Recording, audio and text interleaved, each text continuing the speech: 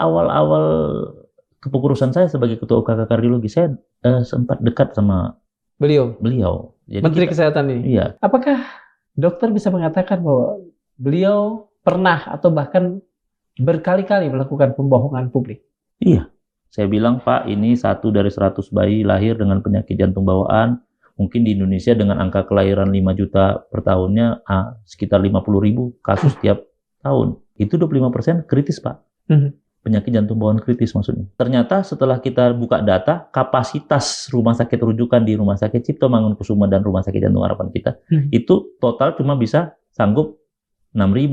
Tapi saya bingungnya, data yang kita gunakan itu muncul di media, beliau mengatakan kita butuh dokter asing. Karena data itu ya, 6.000 anak ini harus diselamatkan, hanya kemampuan kita 6.000, sehingga 6.000 ini harus diselamatkan, kita butuh dokter asing untuk menangani ini juga. Itu padahal tidak ada dalam pembahasan, dalam perencanaan sebelumnya. Pertama saya diminta mengundurkan diri. Saya menolak. Lalu dia gunakan cara-cara premanisme kekuasaan. Dengan tangan-tangan kekuasaannya itu dia bisa saja, kalau ada orang yang nggak setuju, dibungkam dengan cara-caranya. Mutasi atau pecat. Apa sih udang di balik batunya Kementerian Kesehatan ini?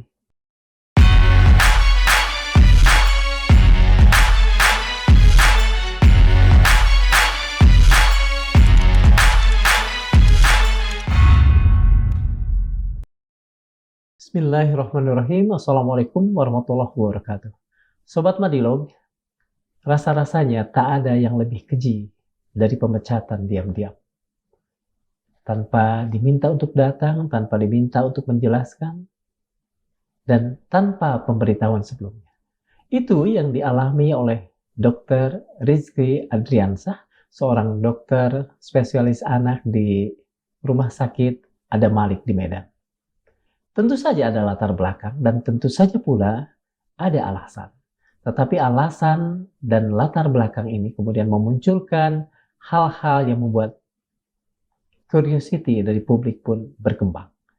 Untuk itulah saat ini di Madilog kita akan berbincang-bincang dengan Dr. Rizky Adriansah untuk menggali apa yang sebetulnya tengah terjadi. Dan hari ini Dr. Rizky sudah melakukan testimoni juga di Dewan Perwakilan Rakyat Republik Indonesia. Selamat datang Dr. Rizky di Dunia Madilog. Iya, terima kasih sudah diundang di Madilog. Harus, karena memang salah satu satu core Madilog adalah mengangkat hal-hal yang tidak adil untuk kita cari keadilan.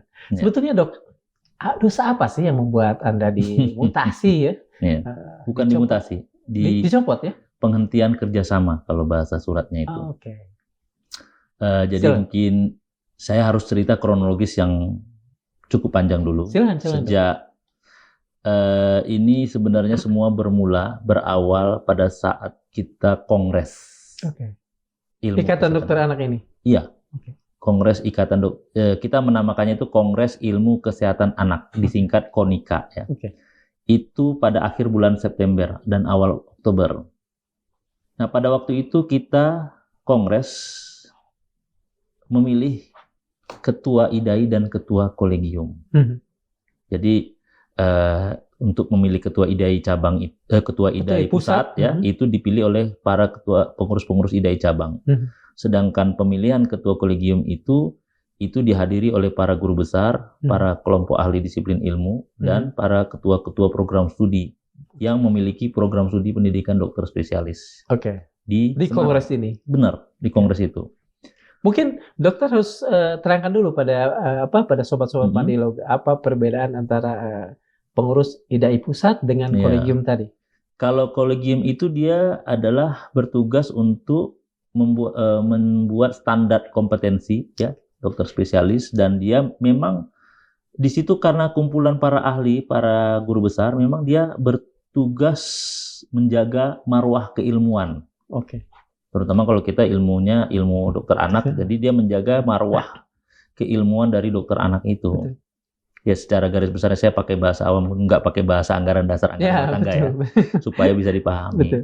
Karena ilmu itu harus dijaga supaya dia tidak ada kepentingan yang lain selain untuk pengembangan ilmu itu sendiri, Betul. untuk kepentingan kemanusiaan. Betul. Jadi tidak boleh ada kepentingan politik di situ, tidak boleh ada intervensi kekuasaan Bisnis, di situ, betul ya. apalagi bisnis. Bisnis, Kan betul. itu sama sekali hal yang memang menjadi hal yang sangat penting untuk kita garis bawahi bahwa kolegium ini satu-satunya tugas dia adalah tugas kemanusiaan untuk menjaga marwah keilmuan supaya dia berkembang sungguh-sungguh hanya untuk kepentingan kemanusiaan. Betul. Itu. Ya. Jadi kolegium itu di situ. Sedangkan IDAI itu organisasi profesi Dokter anak. Ya. dokter anak. Kita berkumpul semua di situ dalam rangka memajukan dan memberikan kontribusi untuk pelayanan kesehatan anak. Oke. Jadi kita di situ ya namanya kumpul kan. Ya. Apa yang bisa kita buat untuk masyarakat? Kan itu cara Betul. berpikirnya di situ kalau di IDAI-nya, tapi kalau di kolegiumnya bicara tentang keilmuannya. Ilmu, betul. Nah, jadi kita menjaga itu. Amanah kongresnya adalah IDAI juga harus menjaga independensi kolegium Amanah dan kongres. harus mempertahankan kolegium yang ada. Oke. Itu amanah kongres. Ya. Lalu pada saat yang bersamaan Kementerian Kesehatan itu melakukan pemilihan ketua kolegium versinya Kementerian Kesehatan. Jadi akhirnya muncul jadinya 2 kolegium. Kita punya alasan mengapa mempertahankan kolegium itu. Betul. Mulai dari alasan filosofis itu kajiannya cukup dalam. Kajian yuridisnya juga kita kaji. Apakah kalau kita tetap mempertahankan kolegium ini sesuai dengan ADART, kita melanggar undang-undang? Itu kita kaji bahwa sebenarnya tidak ada pelanggaran undang-undang di sana. Yeah. Karena di undang-undang sendiri pasal 272 Undang-Undang 17/2023 menyebutkan yang membentuk kolegium itu bukan pemerintah, Kementerian Kesehatan, tapi adalah profesi ya. Profesi kelompok ahli disiplin ilmu dan guru besar. Oke. Jadi karena kita mempertahankan patuh dengan undang-undangnya kok jadi dianggap kita melanggar undang-undang. Betul. Itu hal yang selalu kita bantah di dalam proses ini ya. Betul. Kemudian akhirnya karena kita ini tetap mempertahankan ini, maka di bulan Desember itu muncul upaya pembungkaman awalnya. Kita waktu itu sempat rapat juga, rapat internal, apa sikap ya, karena ada keinginan ya udah gabung aja deh gitu ya. Kalau ininya dari sana pasti ya? Iya, tentu dari sana ya. Iya. Akhirnya kita kan tetap bertahan dengan itu. Nah, akhirnya dibungkam, pertama kali dibungkam itu adalah mutasi sekjen kita, Dr. Hikari Ambarsakti. Iya, sekjen IDAI. Oh iya. Sekjen IDAI-nya yang dimutasi. Dimutasi. Dari Rumah Sakit Cipto Mangunkusumo ke Rumah Sakit Anak Bunda Harapan Kita. Padahal beliau itu baru pulang belajar tentang transplantasi dan segala macam. Dipindahkan. Padahal di RSAB Harapan Kita sudah ada berapa orang yang jadi ahli kanker darah anak di situ. Dia kan ahli kanker darah anak. Betul. Yang kedua yang dimutasi adalah Ketua Unit Kerja Koordinasi Tumbuh Kembang Anak. Dari Rumah Sakit Karyadi ke Rumah Sakit Sarjito. Padahal di Rumah Sakit Karyadi itu dia satu-satunya ahli tumbuh kembang anak. Dipindahkan ke Rumah Sakit Sarjito yang sudah ada 3 orang di sana. Nah, ada juga yang bertanya, kenapa kok baru sekarang diungkap? Pada waktu itu kita sebenarnya ingin ini dimulai terungkap, tapi memang suasana kebatinan lah saya bilangnya. Suasana kebatinan itu penuh dengan kecemasan. Artinya sampai nanti kalau ini kita ungkap, siapa lagi yang bakal dimutasi? Siapa lagi ini? Artinya pemerintah lah katakan saja ya, kekuasaan cukup efektif membuat ketakutan dan lain sebagainya. Sebetulnya apa sih motif dari, katakan saja, pemerintah? Ini kan kalau zaman Orde Baru disebutnya sebagai korporatisme negara. Saya sebagai wartawan kan diminta untuk bergabung di PWI dan tidak ada yang lain. Kemudian pengusaha ada Kadin. Itu korporatisme negara. Mengapa di saat sekarang ini, setelah reformasi, terjadi korporatisme negara? Apa motifnya sebetulnya di Kementerian Kesehatan ini? Kalau saya lihat aturan-aturan turunannya itu memang mengindikasikan ingin semuanya itu di bawah Kementerian Kesehatan. Misalnya untuk pengurusan surat tanda registrasi, ya, surat izin praktek, satuan kredit profesi untuk pengembangan keilmuan, semuanya itu di bawah Kementerian Kesehatan. Yang dulunya itu memang ada peran organisasi profesi di situ. Dan ini kan Seperti kalau saya dihancurkan seakar-akarnya, tapi organisasi profesinya itu dibiarkan tanpa ada peran yang memang bisa ada di situ. Nah, oke, kita ngalah lah, kita karena undang-undang ya sudah. Tapi bukan berarti kita jangan dianggap tidak ada begitu. Apa memang kalau disatukan dalam katakan saja dalam tubuh Departemen Kesehatan gitu, dinaungi, itu akan membuat keuntungan atau apapun kemudahan bagi profesi dokter, terutama dokter anak? Justru kan ini jadinya otoritarian. Iya, karena betul. Semuanya di dalam satu kekuasaan, tidak ada pembagian apapun di situ. Jadi itu merugikan sebenarnya buat kita memajukan kesehatan itu sendiri. Menurut kita begitu. Kalau kerugian yang real, misalnya apa? Yang jelas lah ya. Saya kasih contoh saja dengan sehari-hari. Saya kasih contoh saja dengan pernyataan Menteri yang terakhir ya. Menteri menyatakan pada waktu yang terakhir ini dia bilang 200 rumah sakit aja yang ada dokter kandungannya, 300-nya tidak ada. Jadi dia mau ilmu seksio sesarea itu diturunkan ke dokter umum.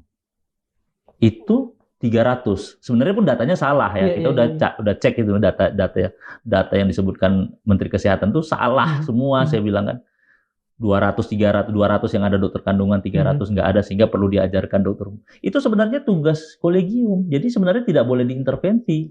Apakah ilmu itu diajarkan atau tidak diajarkan kepada seseorang ahli itu kolegium. Betul. Jadi kalau itu saja sudah diintervensi kan kita mempertimbangkan banyak hal, keselamatan pasien. Iya, betul. Apakah memang itu akan dapat, karena dilakukan tidak oleh orang yang betul-betul terpelajar lah untuk persoalan itu ya. Kita kan ada standar. Betul, betul. Standar itu yang perlu dipertahankan supaya keselamatan pasien terjaga. Nah, itu pun datanya menurut saya salah. Kalau dibilang 200, kita udah cek datanya, kita pakai data Kementerian Kesehatan sendiri deh. Datanya itu sudah kita cek cuma 6% rumah sakit kabupaten kota itu yang tidak ada dokter kandungannya. Jadi mau dilatih. Jadi 94% itu sudah ada sebetulnya. Sudah ada. Hanya mungkin soal kurang itu masalah lain. Tapi kalau dibilang tidak ada, itu salah. Ya salah, datanya salah. Oke dok, begini. Saya ingin kembali ke tadi soal mutasi. Lanjut ya soal mutasi tadi ya. Saya ingin bertanya begini. Apakah dengan mutasi itu sebetulnya yang dilakukan oleh Kementerian Kesehatan adalah membunuh peluang pengembangan ilmu? Itu yang kita duga ya. Karena kalau memang benar alasannya untuk pemerataan, kenapa dokter tumbuh kembang anak yang satu-satunya di Rumah Sakit Karyadi, kenapa dipindahkan ke tempat yang sudah banyak dokter Sarjito tadi. Sarjito. Kan jadinya kasihan tuh masyarakat di Jawa Tengah. Iya, betul. Yang di Karyadi ini ya. Yang di Karyadi, pasien-pasien yang berobat yang dia cuma satu-satunya ahli tumbuh kembang anak, akhirnya kan dia tidak bisa melayani di situ lagi. Itu. Nah, ini berlanjut sebenarnya. Berlanjut sampailah kemarin di bulan April, akhir April. Akhir April itu Dr. Piprim tanggal 24 atau 25 April itu. Ketua umum ya. Ketua umumnya dimutasi dari Rumah Sakit Cipto Mangunkusumo ke Rumah Sakit Fatmawati. Saya sempat cross check dulu, saya kan nggak mau ya mendengar berita itu langsung bereaksi lah gitu ya. Enggak, saya udah banyak yang anggota yang ngirim ke saya. Ini benar nggak sih Dr. Piprim dimutasi? Pagi-pagi saya telepon beliau dulu. Karena di dalam peer group ini begini, saya kan dokter ahli jantung anak, beliau juga dokter ahli jantung anak, beliau guru saya. Di dalam IDAI, saya anggota beliau. Tapi di dalam kami, unit kerja koordinasi kardiologi IDAI, beliau itu anggota saya, karena saya ketua. Jadi di situ. Jadi saya berkepentingan di situ untuk mengetahui apa alasan pemindahan dia dari sebagai dokter ahli jantung anak. Dari RSCM ke Fatmawati. Betul. Jadi saya bertanya, saya telepon pagi, nggak diangkat. 3 jam atau nggak salah saya sekitar 2 atau 3 jam kemudian beliau WA saya memberikan informasi yang selama ini beredar ke saya. Oh berarti confirm. Karena confirm, saya tentu harus menyampaikan suatu pendapat. Itu sudah menjadi tugas saya sebagai ketua UKK Kardiologi IDAI untuk memberikan pendapat atas mutasi Dr. Piprim. Saya buat testimoni. Yang saya lakukan testimoni itu hanya membuat tulisan 3-4 lembar. Itu pun awalnya hanya saya sebarluaskan hanya di grup WA. Saya nggak menyampaikan ke media massa sama sekali tidak. Tapi mungkin karena viral testimoni itu, lalu ada komentar dari humasnya Kementerian Kesehatan sendiri. Apa komentarnya? Waktu itu dia bilang pemindahan dokter Piprim ke Rumah Sakit Fatmawati karena dokter jantung anak di Rumah Sakit Fatmawati akan segera pensiun. Itu ada pemberitaannya. Gitu. Saya bantah. Kementerian Kesehatan sudah melakukan pembohongan publik, saya bilang. Kenapa? Itu dokter jantung anak di sana itu anggota saya masih lama lagi pensiun dan seumuran dengan dokter Piprim. Dan kalau memang benarlah kita pakai logikanya Kementerian Kesehatan mau pensiun, kenapa kalau memang dia yang mau pensiun, kenapa yang menggantikan guru? Itu muridnya dokter Piprim. Karena dokter Piprim itu sudah lama, sudah lebih dari 15 tahun jadi dokter. Guru menggantikan murid ya? Itu kan nggak logis. Iya, betul. Kalau murid mau pensiun, yang menggantikan guru.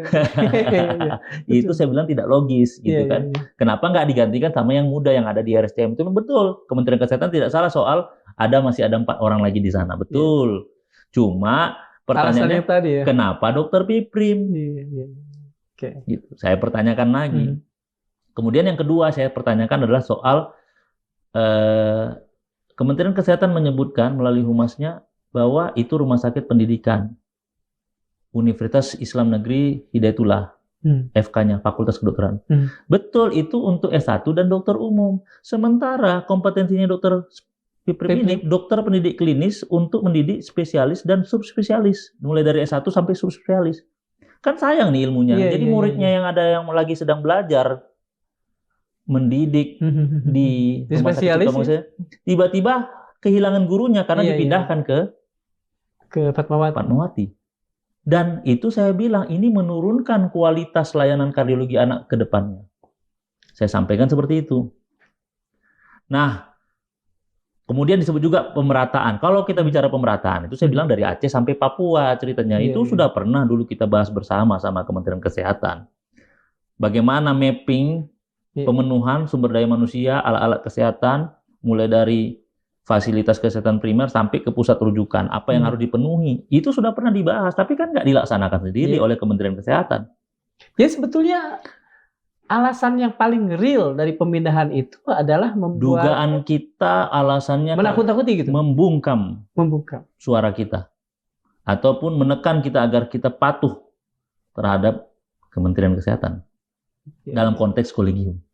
Kalau konteks lain kita selalu bekerja sama dengan Kementerian Kesehatan. Kita walaupun ini sudah terjadi seperti ini, kita program-program kita yang sebagai mitra Kementerian Kesehatan seperti penanganan stunting, imunisasi, kemudian penanganan TB, itu tetap berjalan seperti biasa kok. Banyak kita diminta menjadi narasumber oleh Kementerian Kesehatan. Dokter kan segera menerbitkan apa tadi, semacam testimoni 3 halaman. Testimoni 3 halaman. Berapa lama setelah testimoni itu kemudian ada ini ya, ada humas tadi kan? Benar. Ada respon dari humas, kemudian dokter juga merespon balik dengan menyatakan itu salah. Betul. Gitu. Berapa lama setelah itu ada dimutasi? Sekali. Jadi pada waktu itu kan testimoni saya keluar di tanggal 25 April. Tanggal 26, 27, tanggal 30 saya dipanggil ke Jakarta? Ke Medan. Saya kan ada Malik. Saya di ada Malik. Jadi tanggal 28 itu saya udah ada direktur udah 27 atau 28 itu direktur udah hubungi saya. Dia mau ketemu dengan saya, direktur rumah sakit ada Malik. Oke Bang, saya akrab sama beliau. Saya panggil Abang. Oke Bang, saya akan datang, saya bilang. Tanggal 29 malam saya ditelepon oleh salah seorang staf. Isunya adalah tentang pemberhentian saya. Oh, seperti itu. Jadi saya semakin kuat dugaannya ini ada hubungannya dengan soal kolegium. Ya kan? Nah, tanggal 30 pagi saya jumpa sama direktur Rumah Sakit Adam Malik dan direktur SDM. Kita ngobrol biasa lah. Karena kenal kan. Akrab lah kita itu ya. Nggak ada istilahnya sekat yang kalau udah ngobrol tuh ketemu. Nggak ada istilahnya, aku kan direktur, kamu nggak gitu ya. Jadi ngobrol-ngobrol, intinya obrolan itu pertama saya diminta mengundurkan diri. Saya menolak, tidak mau mengundurkan diri. Nah, waktu itu intinya saya menangkap pesan dari direktur, ada tekanan lah buat direktur supaya saya dikeluarkan. Itu eksplisit? Iya, disebut. Saya langsung mendengar itu dari direktur RS Adam Malik. Saya tidak lagi bekerja di Rumah Sakit Adam Malik. Itu eksplisit. Ya kan? Kemudian saya kalau disuruh mengundurkan diri saya tidak bersedia. Akhirnya tanggal 30 April tuh tidak ada keputusan apakah saya akan ini diberhentikan. Pada waktu itu ada rencana mau ketemu lagi. Kemudian tanggal 2 Mei, karena tanggal 1-nya libur ya. 2 Mei itu kan direktur minta ketemu saya lagi. Oke, saya datang. Tapi beliau pada waktu itu ada kongres Perhimpunan Kardiovaskular Indonesia. Sehingga nggak ketemu. Saya tunggu di ruang beliau. Nggak ketemu. Itu waktunya singkat karena mau Jumatan. Yeah. Kemudian saya mendapat WA dari beliau tanggal 2 Mei. WA yang isinya ada lampiran surat, saya diberitahukan diakhiri kerjasama dengan saya. Ya pemecatan lah ya? Ya bahasa eufemismenya kan pengakhiran apa lah gitu. Ya, tapi jadi kan seperti pengakhiran putus kontrak gitu betul. Ya. Nah, saya kalau seperti ini, saya akhirnya kan lapor atasan saya dulu. Jadi saya ini statusnya adalah ASN Kementerian Pendidikan. Saya lapornya ke ketua departemen atasan saya dan ke dekan pada waktu itu. Juga akhirnya saya lapor ke ketua pengurus pusat IDAI, Dr. Piprim yang dimutasi itu. Pertama saya lapor dekan, karena waktu itu singkat, dekan itu minta ketemu hari Senin, karena Sabtu Minggu libur. Ya, ketua departemen juga setuju supaya saya menghadap dekan saja langsung. Nah, saya lapor ke Dr. Piprim, dok ini gimana saya diberhentikan nih gini-gini. Wah ini zalim banget nih Ki, kita harus sebarluaskan, nggak bisa.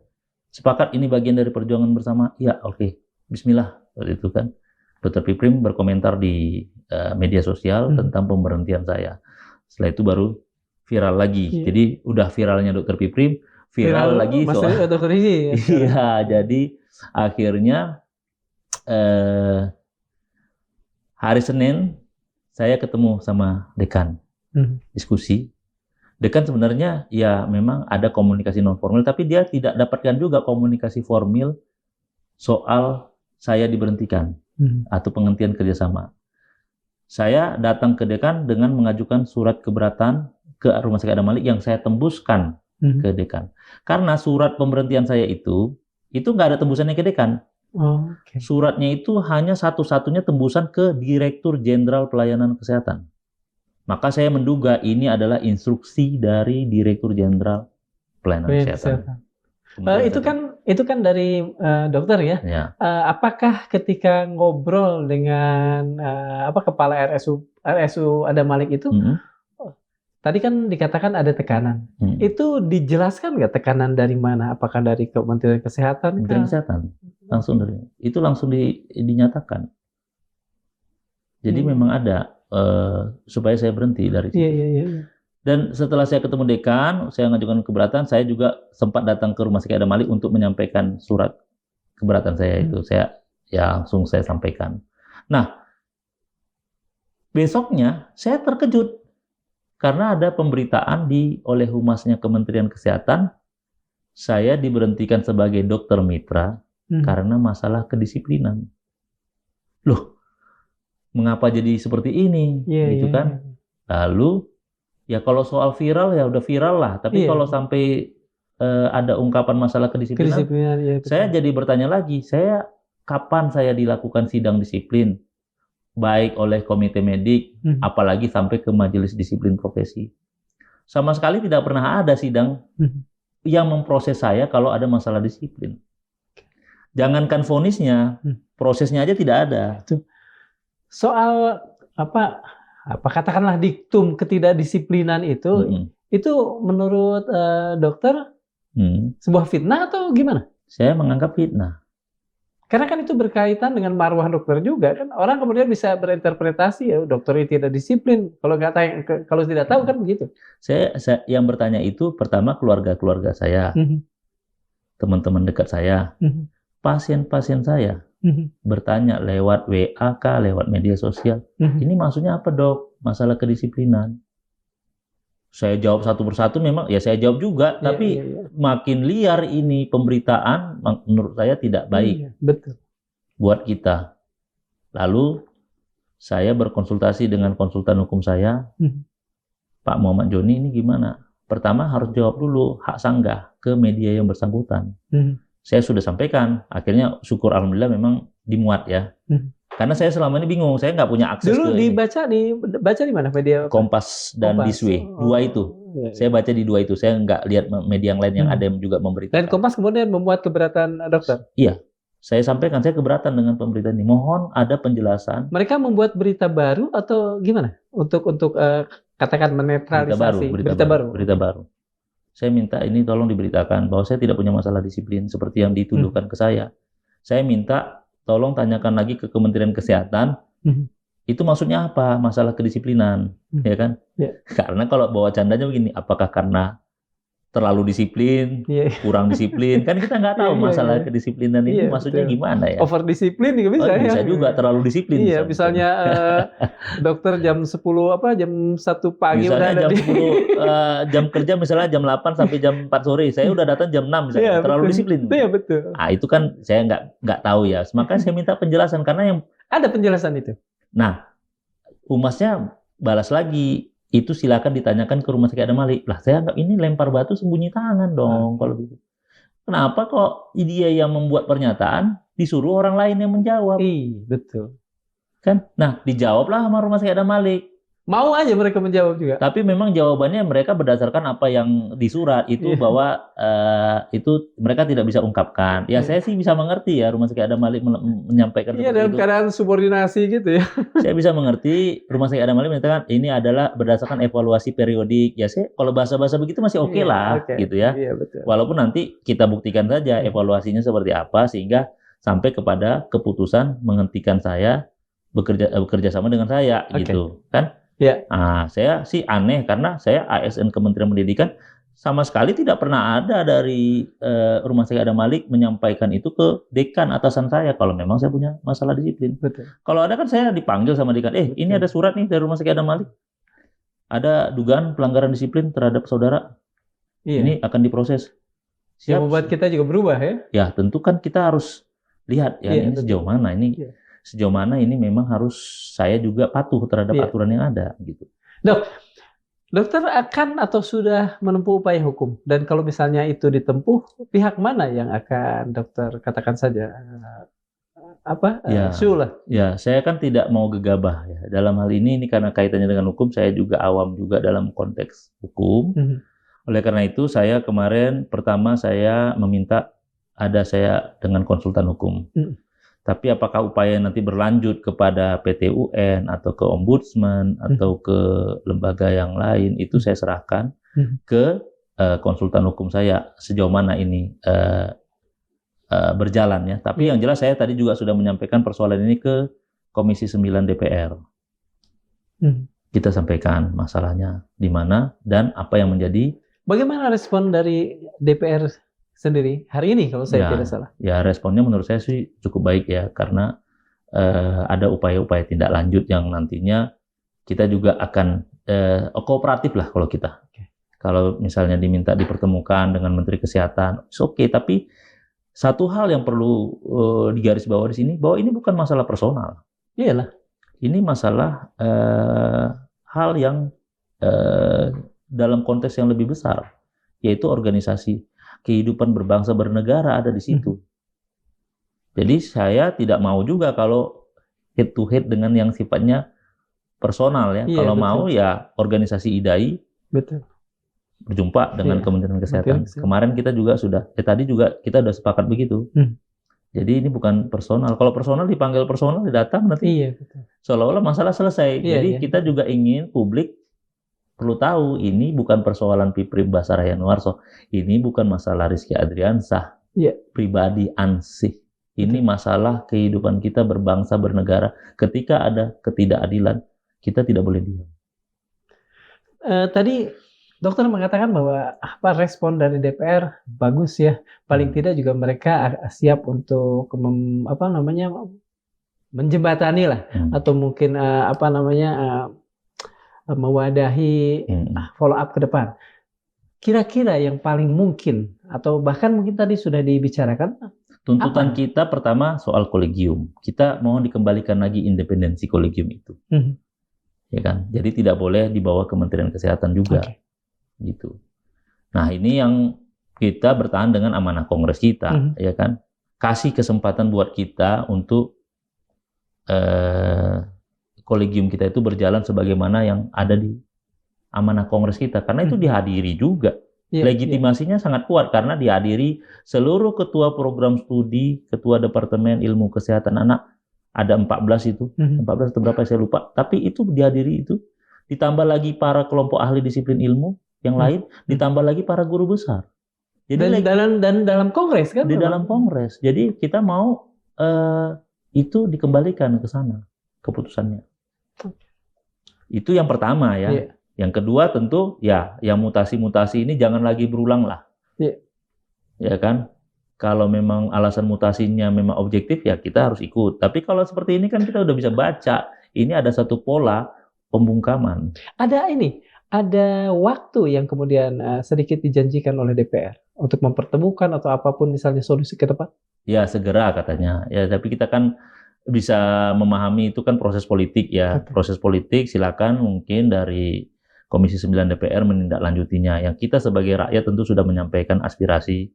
Sebagai warga negara yang baik kita sudah menyampaikan aspirasi kita seperti apa. Pertemuan tadi antara dokter dan pengurus IDAI dan tim IDAI dengan DPR Komisi 9 itu datang dari laporan tim atau proaktif dari Komisi 9? Dari kita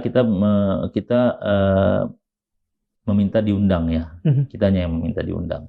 Karena kita kan harus sebagai rakyat kan harus tahu mengadu kemana dulu kan gitu ya. Cukup lama nggak ini antara dari permintaan untuk diundang dengan hari tadi? Cukup karena kemarin awalnya kan dari kita udah dipanggil duluan sama BAM namanya, Badan Aspirasi Masyarakat DPR. Tindak lanjutnya cukup cepat, jadi nggak berapa seminggu sudah dipanggil. Betul bagus ya, alhamdulillah.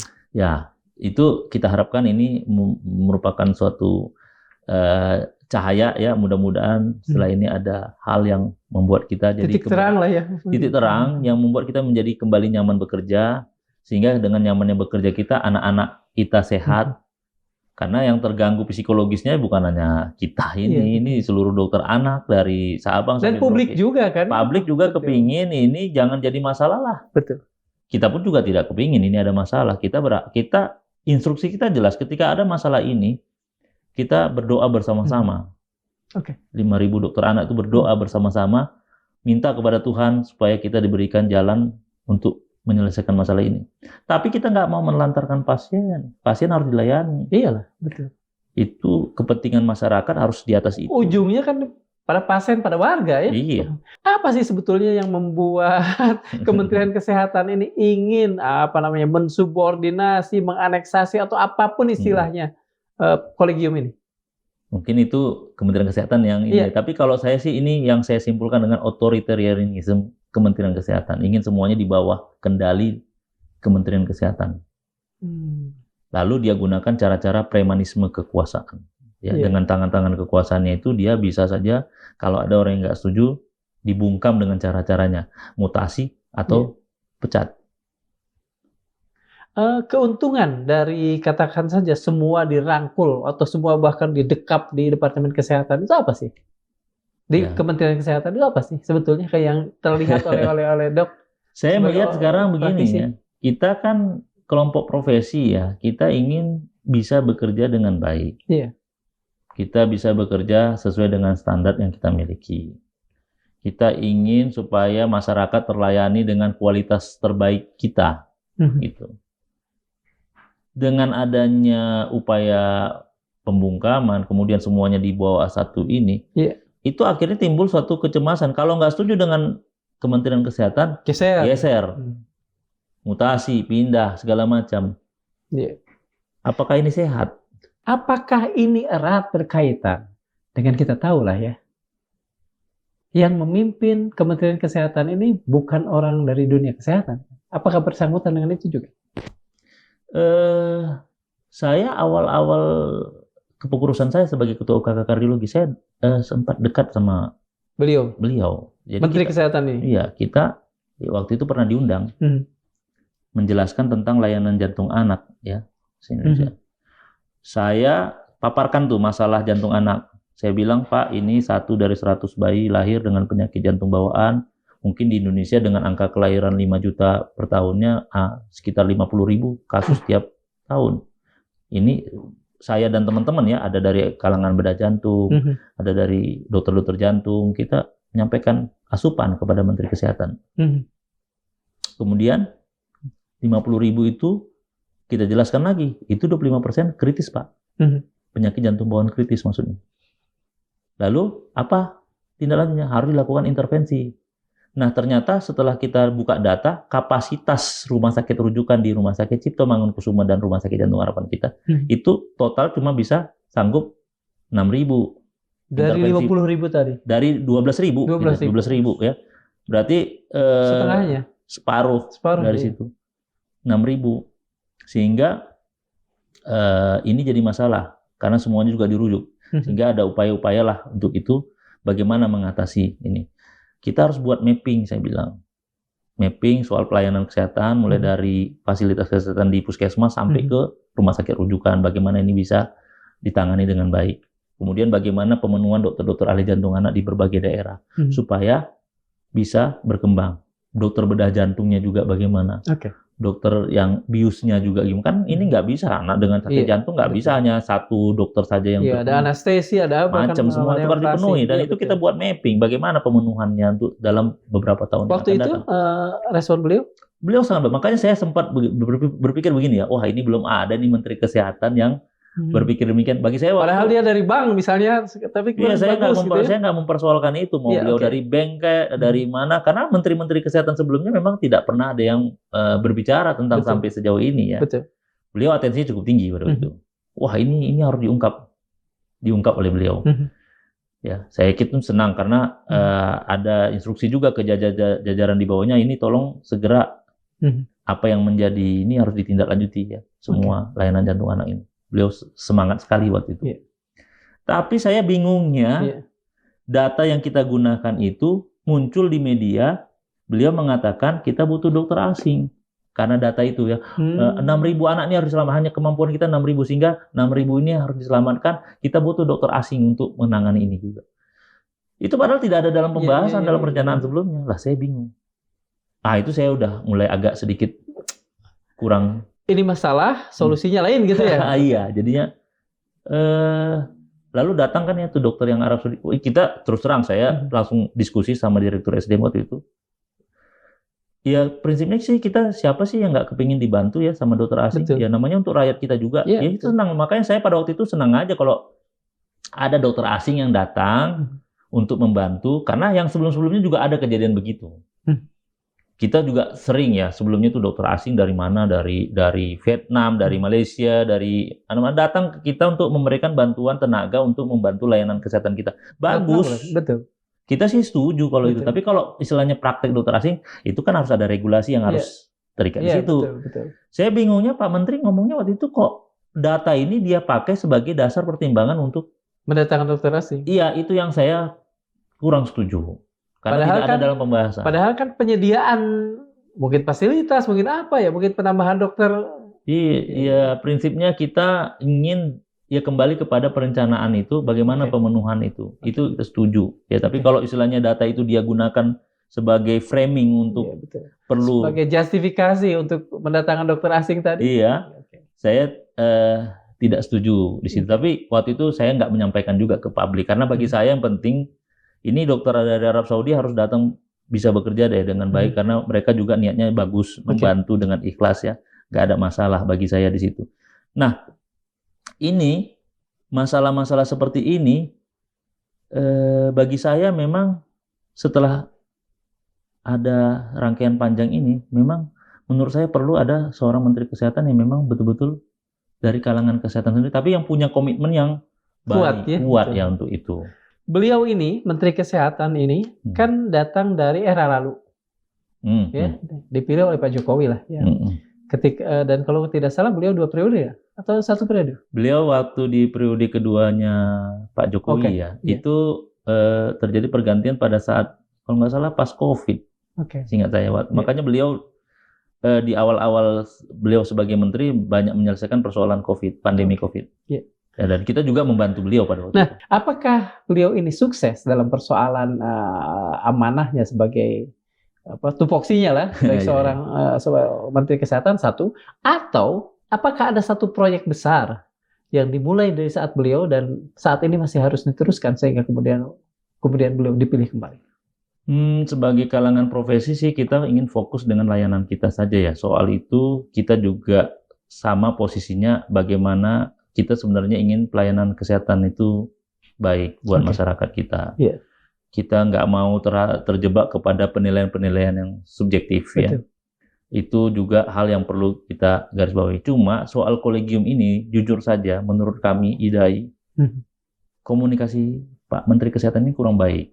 Karena kurang baik ini eufemisme dari buruk atau memang kurang baik? Buruk. Malah saya membahasakannya tadi di Dewan Perwakilan Rakyat, Ketua IDAI dan saya menyatakan buruk. Buruk kenapa? Karena hal-hal seperti ini sebenarnya bisa diselesaikan dengan dialog. Dialog dari Menteri Kesehatan sendiri ke kita, organisasi profesi, gitu kan. Tapi itu kan tidak berjalan. Ini yang berkeras, itu adalah Pak Menterinya atau barangkali Dirjen? Karena tadi laporan dari RSU Adam Malik sendiri kan pada Dirjen.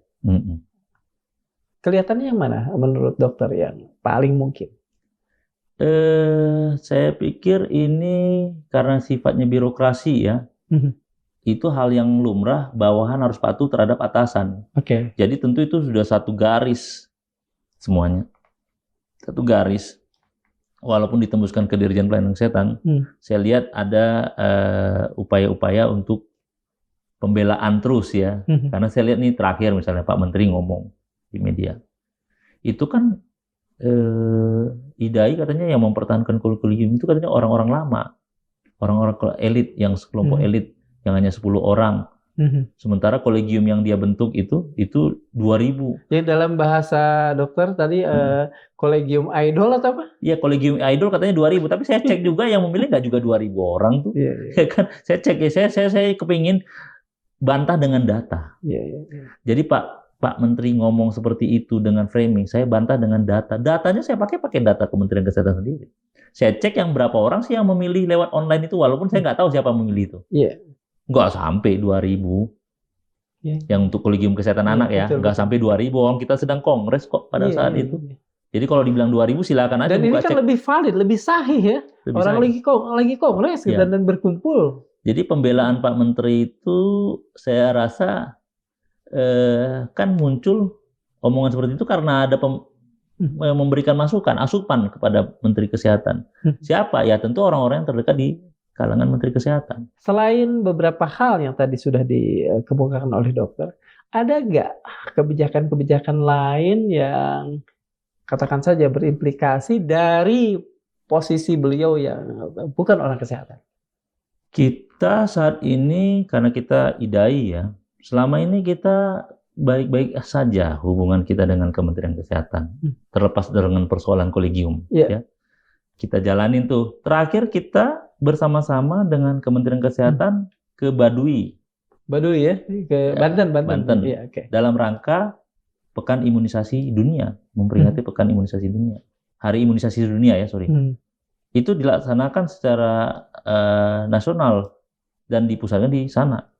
Itu Dr. Piprim ke sana bersama dengan jajarannya Kementerian Kesehatan di sana bareng. Biasa jalan tuh program-program. Kemudian kita juga punya program namanya Pediatric Social Responsibility yang juga disupport oleh Kementerian Kesehatan program ini.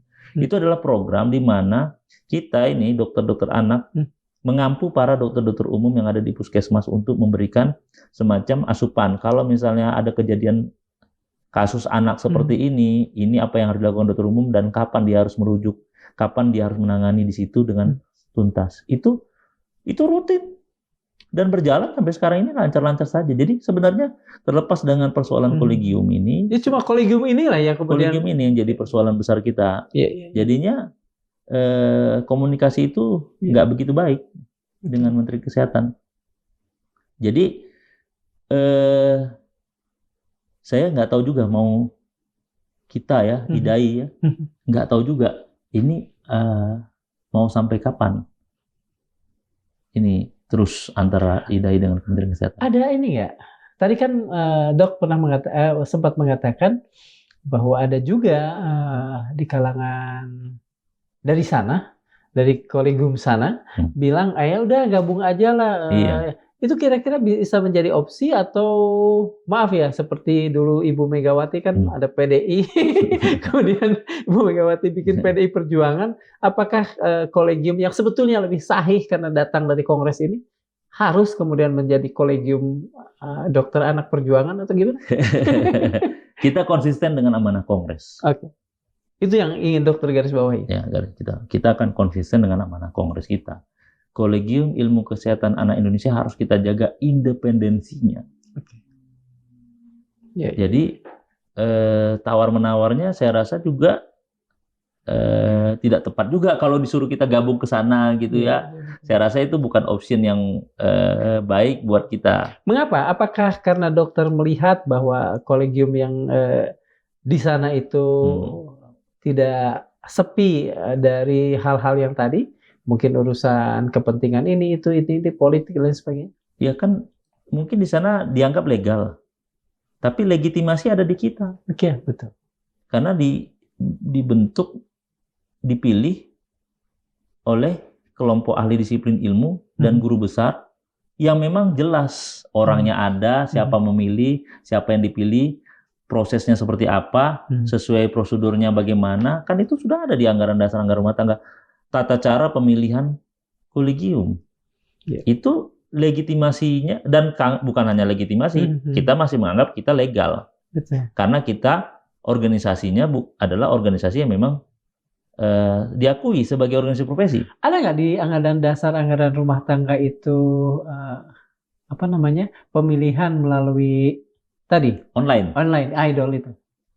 Tidak ada. Dulu begini ya, dulu waktu COVID kita pernah melakukan pemilihan itu, tapi itu kan first mayor, artinya itu pun di 2021 ya, pemilihan ketua kolegium yang berlangsung secara online ya, karena pada waktu itu tidak memungkinkan buat kita. Itu pun kita sempat menunda, harusnya kongresnya di 2020 tunda jadi 2021 karena kita lagi pandemi COVID. Betul. Jadi yang rencananya kongresnya itu di 2020 di Medan, nggak terlaksana. Baru terlaksana di 2021. Lewat kongres itulah dipilih ketua kolegium. Ketua kolegium yang terpilih pada saat itu adalah Dr. Safira yang saat ini menjadi ketua kolegiumnya versi Kementerian Kesehatan. Sementara di kongresnya kita, ya kongresnya IDAI, Kongres Ilmu Kesehatan Anak, Konika kita, itu dilakukan pemilihan lagi, dan itu dihadiri secara nyata gitu ya, dan pemilihan. Kongres. Nah, terpilih Prof. Haryono dan suaranya cukup mayoritas. Dr. Safira pada waktu itu juga sebagai calon, tapi kalah. Kan demokratis. Kalau kalah dia, ya harusnya kan lihat ini situasinya psikologisnya seperti apa. Apakah Dr. Haryono ini dianggap Profesor Haryono ini dianggap tidak kooperatif oleh pemerintah atau Kementerian Kesehatan atau apa? Beliau selama ini lebih banyak diem, bekerja sebagai ketua kolegium yang betul-betul ini tidak banyak ngomong. Iya, urusannya ilmu gitu ya. Kan ini soal keilmuan. Bagaimana ininya kan beliau bekerja di dalam itu kan sebagai kolegium, itu kan soal keilmuan. Tugas beliau itu ya ke sana. Tugas IDAI menjaga amanah kongres itu. Ini kan bagaimanapun kolegium ini dibangun oleh pribadi dan marwah para dokter anak. Kalau menurut dokter dari mungkin kan bisa melakukan proporsi itu ya. Kira-kira seberapa banyak yang berada di sana di idol dan berapa banyak yang berada di sini? Waktu pemilihan ketua kolegium kita itu dihadiri oleh sesuai dengan ADART itu ya. Dihadiri oleh para kelompok ahli di sini ilmu. Guru besar hadir di situ. Para pengurus kolegium yang lama juga hadir di situ. Para ketua departemen, para ketua program studi ilmu kesehatan anak yang ada di berbagai sentra pendidikan hadir di situ untuk memilih siapa yang melanjutkan sebagai ketua kolegium. Lalu versi Kementerian Kesehatan membuat pemilihan ketua kolegium berdasarkan aturan yang dibuat oleh Kementerian Kesehatan sendiri. Dan itu dilaksanakan secara online. Pada saat yang hampir bersamaan waktunya. Jadi dokter siapa? Hampir hanya berapa jam katanya bedanya itu. Oh, setelah atau sebelum? Setelah? Setelah kita terpilih, di sana pemilihan. Dokter ini ikut lagi? Yang di saya apa? Dokter Safira. Safira ikut pemilihan ketua kolegium di sana. Setelah dia kalah pemilihan ketua kolegium di sini, dia ikut pemilihan ketua kolegium di sana. Apakah ada di antara dokter-dokter ini mempertanyakan sikap Dokter Safira sampai saat ini? Itu masalah internal lah. Oke, ya udahlah kita itu. Masalah internal yang kita juga sebenarnya saya nggak bisa bicara itu terlalu jauh. Tapi yang jelas kita bicara dari aspek legitimasi dan legalitas dari kolegium yang ada sekarang ini. Betul. Apa sih udang di balik batunya Kementerian Kesehatan ini? Mungkin ini pertanyaan berkali-kali saya utarakan ya, tapi saya ingin publik betul-betul katakan saja lah, mengertilah duduk persoalannya.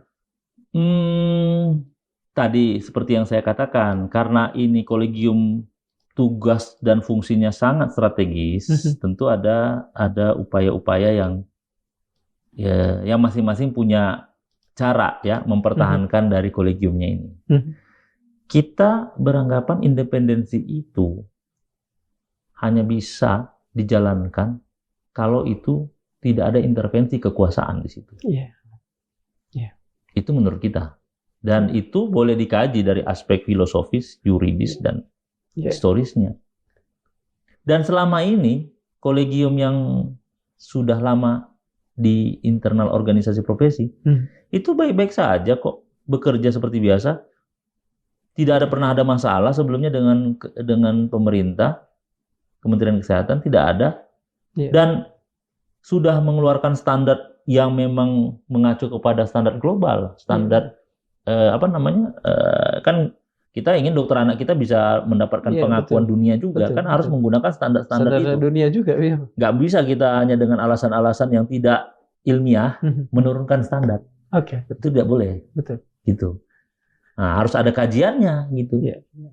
Nah, tentu karena perannya sangat strategis, Kementerian Kesehatan ingin itu ada di bawah lembaganya. Dan menurut mereka dengan di bawahnya itu tidak mengganggu independensinya. Ini kan menurut Kementerian Kesehatan. Menurut kita malah terganggu, dan ini juga saya lihat dengan komentar-komentar, pernyataan-pernyataan Menteri Kesehatan sendiri yang mengarah kepada intervensi kekuasaan terhadap kolegium itu. Misalnya soal beliau bicara tentang sesio cesarea. Iya kan? Diturunkan ke dokter umum. Dengan alasan dulu dokter umum bisa, kenapa sekarang tidak bisa. Jadi sekarang malah membuat ilmu itu naik ke atas, nggak bisa turun ke bawah. Itu tidak perlu menteri bicara, karena itu bicara independensi. Itu berikan kolegium sendiri yang berbicara. Kalau memang pemerintah punya alasan kesulitan di dalam hal produksi dokter, itu sebenarnya bisa dibicarakan. Tidak perlu. Apakah ini yang kurang? Membicarakan persoalan-persoalan, duduk satu meja, sehingga kemudian pikiran-pikiran yang keluar adalah pikiran yang bulat dari hasil musyawarah? Saya nggak tahu, tapi kalau saya lihat pernyataan Kementerian Kesehatan, Menteri Kesehatan sendiri membuat pernyataan, kolegium yang lama dibentuk oleh orang-orang yang elit yang katanya tidak dipilih, itu hanya 10-20 orang saja, segelintir orang yang memang memilih kolegiumnya sendiri. Artinya kalimat-kalimat yang digunakan juga sudah agak sudah bermuatan lah ya. Tidak, dia bermuatan motif yang kita perlu pertanyakan, tidak berbasis data, tidak berbasis fakta. Karena faktanya pemilihan ketua kolegium baik di perhimpunan spesialis manapun itu berdasarkan anggaran dasar, anggaran rumah tangga. Jadi kalau dibilang hanya kelompok elit, elit yang mana? Apakah guru-guru besar itu dianggap kelompok elit? Apakah para ketua program studi yang ada di seluruh Indonesia itu dianggap sebagai orang yang elit? Yang jelas kalau elit itu ekonomi sulit, guru besar itu tidak masuk itulah. Iya, benar. Gini lah, kita melihat ada satu hal pernyataan yang tidak berbasis data dan fakta. Iya, betul. Cek semua kolegium. Kolegium ini banyak nih, Mas. Ada kolegium dokter anak, ada bedah, penyakit dalam, obgyn. Mana kolegiumnya yang ada di perhimpunan itu yang dipilih dia tidak menggunakan melalui sebuah kongres? Semua lewat kongres. Semua lewat kongres. Artinya memang proses pembentukan kolegium itu sudah memang sesuai dengan apa yang sudah ada di undang-undang. Bahwa kolegium dibentuk oleh kelompok ahli disiplin ilmu dan para guru besar. Walaupun sekarang ada perbedaan narasi antara peraturan perundangan-undangan yang lama ya, Undang-Undang Nomor 29 tahun 2004 yang sudah dicabut oleh negara jadi Undang-Undang Nomor 17 Omnibus Law tahun 2023. Tapi narasi kelompok ahli disiplin ilmu dan guru besar itu tidak berubah. Hanya bedanya dulu memang di Undang-Undang Nomor 29 tahun 2004 tegas dinyatakan kolegium itu di dalam organisasi profesi. Kalau yang sekarang ini tidak ada lagi. Persoalan itu kan bisa kita anggap bukan berarti tidak ada di dalam organisasi profesi, tapi tidak juga ada amanah di dalam undang-undang itu yang menyatakan kolegium dibentuk. Bukan dihapus, maksudnya kolegium itu dibentuk oleh Kementerian Kesehatan. Itu kan aturan itu dimunculkan oleh Kementerian Kesehatan lewat aturan turunan. Itu yang jadi persoalan. Dari beberapa pernyataan yang dilakukan oleh Kementerian Kesehatan, Kasuko ini Menteri, apakah dokter bisa mengatakan bahwa beliau pernah atau bahkan berkali-kali melakukan pembohongan publik? Iya. Saya buat ini nih, ada beberapa pernyataan-pernyataan beliau yang nggak berbasis data itu. Ya, soal layanan jantung anak, soal yang terakhir yang disampaikan lewat Kompas ya, yang 200 ada dokter kandungan, 300 nggak ada. Nggak ada dokter. Tanya saja deh ke Perhimpunan Obstetrik Ginekologi. Saya tanya ke Ketua POGI langsung. Saya tanya sama pengurus POGI-nya, apa benar dari 514 kabupaten kota itu 200 yang ada obgynnya, 300 nggak ada? Nggak benar. Saya cross-check dengan datanya Kementerian Kesehatan sendiri. Datanya juga menyatakan tidak seperti yang dikatakan. Saya hitung nih ya. Saya hitung nih. Saya dapat cuma angka 32. Mungkin hitungan saya salah. Tapi kan kalau angka 200-300 kan terlalu ekstrim ya. Betul. Kalau 32 dari 500 itu cuma 6%.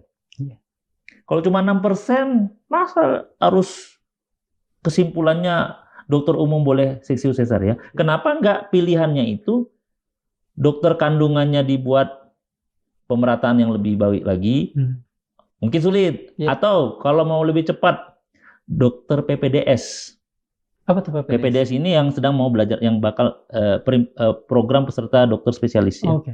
Yang sedang belajar obgyn, spesialis obgyn, yang bakal menjadi dokter obgyn, ditugaskan dalam konteks pendidikan untuk ditempatkan di daerah-daerah yang tidak ada dokter kandungannya. 32 prodinya ada berapa? Puluhan. Masa memenuhi 32 itu nggak bisa? Betul. Sederhana kan? Tidak perlu sampai harus dokter umum semuanya diajarin.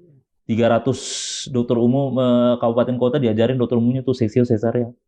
Dan nggak sesederhana itu soal seksio sesarea, karena ini seksi operasi persalinan nih, kan butuh dokter kandungan, butuh dokter anestesi, bius memang. Semua itu mau dikerjakan oleh dokter umum. Saya bukan maksudnya bahas kita kalau mau meningkatkan kapasitas dokter umum itu adalah meningkatkan kompetensi dia dalam penguatan dia sebagai dokter umum, agar dia tahu, oh ini tata laksana awal harus seperti ini. Deteksi awal harus seperti ini. Itu diajarkan supaya apa? Supaya mencegah terjadinya hal-hal yang sebenarnya tidak perlu terjadi, misalnya gawat darurat itu oke. Tapi enggaklah diajarkan seksio sesarea, itu berbahaya. Itu mengganggu atau berpotensi terjadinya mengganggu keselamatan pasien. Dok, ini pertanyaan saya yang terakhir. Kalau misalnya Anda dikasih waktu oleh beliau untuk bicara di hadapannya, 1 menit saja, apa yang akan Anda katakan pada Menteri Kesehatan? Kita akan bicara dalam konteks organisasi ya, jadi tentunya tidak saya sendiri. Tentu kita idai bicara dengan Kementerian Kesehatan. Apa yang akan dikatakan idai? Kita ingin kolegium dikembalikan independensinya. Ya, pertama kita ingin dikembalikan independensi kolegiumnya. Ya harus dicabut tuh SK pembentukan kolegium yang versinya Kementerian Kesehatan yang menurut kita tidak independen di sana. Itu tuntutan pertama. Yang kedua, jangan sampai lagi ada mutasi-mutasi seperti ini. Apalagi sampai seperti yang saya alami, pemberhentian, pemutusan hubungan kerja tanpa ada dasar yang jelas. Ya kan? Yang ketiga, saya harapkan ini setelah ini mungkin ini jadi pembelajaran buat kita agar ke depan kita lebih banyak dilibatkan di dalam persoalan-persoalan dalam rangka untuk meningkatkan kualitas pelayanan kesehatan. Berarti dokter akan terus berjuang untuk itu? Konsisten dan berkomitmen. Bukan hanya saya. Ikatan Dokter Anak Indonesia, kita berkonsisten dan berkomitmen untuk itu. Panjang umur perjuangan, dokter. Bismillah. Sobat Madilog, negara bisa membangun rumah sakit mewah, mencetak ribuan dokter tiap tahun, dan memasang iklan layanan kesehatan di segala kanal. Tapi kalau satu persatu dokter terbaik justru dicopot karena mempertahankan nalar, itu artinya kita sedang membangun sistem kesehatan di atas reruntuhan integritas. Seperti dikatakan filsuf Islam Imam Al-Ghazali, rusaknya rakyat dimulai dari rusaknya penguasa. Dan rusaknya penguasa berasal dari lemahnya ilmu dan hilangnya nasihat dari para ulama dan cendekiawan.